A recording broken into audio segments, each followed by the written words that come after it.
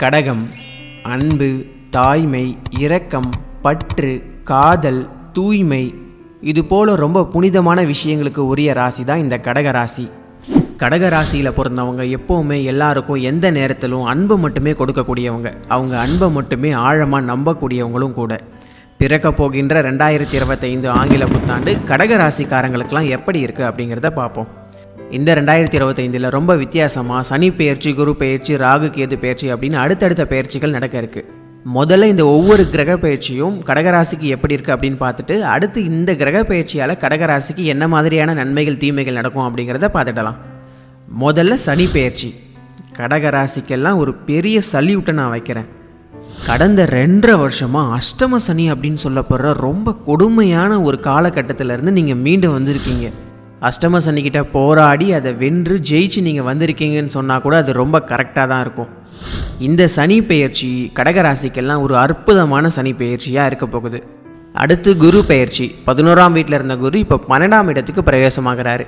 நீங்கள் கஷ்டப்பட்டாலும் உண்மையை தான் சொல்லி ஆகணும், இந்த குரு பெயர்ச்சி ஒரு நல்ல குரு பெயர்ச்சி இல்லை, ரொம்ப ரொம்ப சுமாரான ஒரு குரு பெயர்ச்சி தான். அடுத்து ராகு கேது பெயர்ச்சி. கடந்த 1.5 வருஷமாக 9ஆம் வீட்டில் இருந்த ராகு ஓரளவுக்கு நல்லது செஞ்சுக்கிட்டு இருந்தார். இப்போ அவர் 8ஆம் வீட்டுக்கு போகிறாரு. அதே மாதிரி 3ஆம் வீட்டில் இருந்து நிறைய லாபங்களை கொடுத்துட்டு இருந்த கேது இப்போ 2ஆம் வீட்டுக்கு பிரவேசமாகிறாரு. இந்த ராகு கேது பெயர்ச்சி கடகராசிக்கு குரு பெயர்ச்சியை போல் நல்லது செய்யக்கூடிய ஒரு பெயர்ச்சி இல்லை. இருந்தாலும் அஷ்டம சனி உங்களை விட்டு விலகுது அப்படிங்கிறது உங்களுக்கு பெரிய விடுதலை கிடைத்ததுக்கு சமமான ஒன்று. முதல்ல இந்த சனி பெயர்ச்சி எந்த மாதிரியான பலன்களை கடகராசிக்கு கொடுக்கும் அப்படிங்கிறத பார்க்கலாம். கடந்த 2.5 வருஷமாக அஷ்டம சனி அப்படிங்கிற பேரில் பல இழப்புகளை, பிரிவுகளை, துன்பங்களை, வலிகளை எல்லாத்தையுமே சந்திச்சுட்டு வந்த இந்த கடகராசி திரும்பவும் ஃபார்முக்கு வரப்போகிறீங்க. 8ஆம் வீட்டிலேருந்து கஷ்டத்தை கொடுத்த இந்த அஷ்டம சனியே நீங்கள் பார்த்துட்டீங்க. 9ஆம் வீட்டுக்கு போகிற சனியால் உங்களுக்கு தொந்தரவு வந்தால் கூட அதையெல்லாம் தட்டி விட்டு போய்கிட்டே இருப்பீங்க. ஆனால் பாக்கியஸ்தானம் அப்படின்னு சொல்ல போகிற அந்த 9ஆம் வீட்டுக்கு போகிற சனி பல வகையில் நல்லதையுமே செய்வார். 8ஆம் வீட்டில் இருந்த அளவுக்கு கெடுதல்கள் இந்த 9ஆம் வீட்டுக்கு போகிற சனியால் கிடையாது. கெடுதல் எல்லாம் முடிஞ்சு போச்சு, கெட்ட காலம் எல்லாம் முடிஞ்சு போச்சு. இனி நல்ல காலம் தான் இந்த சனியால் உங்களுக்கு இருக்க போகுது. அஷ்டமத்து சனியிலிருந்து மீண்டு வந்த கடகராசிக்கு இந்த சனி பெயர்ச்சிக்கு என்ன மார்க் கொடுக்கலாம் அப்படின்னா 0லேருந்து இப்போ 70 மார்க், அதாவது 100க்கு 70 மார்க் தாராளமாக கொடுக்கலாம். அடுத்து குரு பெயர்ச்சி. 11ஆம் வீட்டிலேருந்து நிறைய லாபங்களை கொடுத்துட்டு இருந்த இந்த குரு 12ஆம் வீட்டில் வந்து மறைய போகிறாரு. கடகராசிக்கு குரு மறையிறது ஒரு விதத்தில் நல்லது, ஆனால் ஒரு விதத்தில் நல்லது இல்லை. வேலை விஷயமாக இடம் விட்டு இடம் மாற வேண்டியது இருக்கும். ஹெல்த்தில் ஒரு சிறு சிறு பிரச்சனைகள் தான் ஏற்படுத்தும். அஷ்டம சனி அளவுக்கு பெரிய பாதிப்புகளை இந்த குரு பயிற்சி கொடுத்துறாது. இந்த குரு பயிற்சிக்கு எவ்வளோ மார்க் கொடுக்கலாம் அப்படின்னா 100க்கு ஒரு 30 மார்க் தான் கொடுக்க முடியும். உண்மையை சொல்லணும்னா அந்த மார்க் தான் வரும் கடகராசிக்கு. இதுக்கு மேலே நான் எவ்வளோ அதிகமாக கொடுக்கறது அப்படின்னு எனக்கு தெரியல.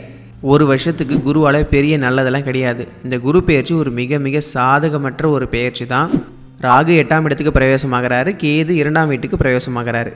2ஆம் வீட்டுக்கு பிரவேசமாகிற கேது குடும்பத்தில் சில குழப்பத்தை ஏற்படுத்துவார்.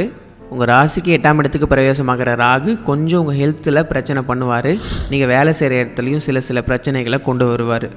இந்த 8ஆம் இடத்துக்கு வர ராகு என்ன பண்ணுவார் அப்படின்னா உங்கள் ஆசையை தூண்டி விட்டு இந்த ஆன்லைன் கேம்லாம் இருக்கு இல்லையா, அந்த கேமில் மணியை இன்வெஸ்ட் பண்ண வச்சு உங்களை கவுத்து விட்டு காசை ஃபுல்லாக காலி பண்ணிவிடுவார்.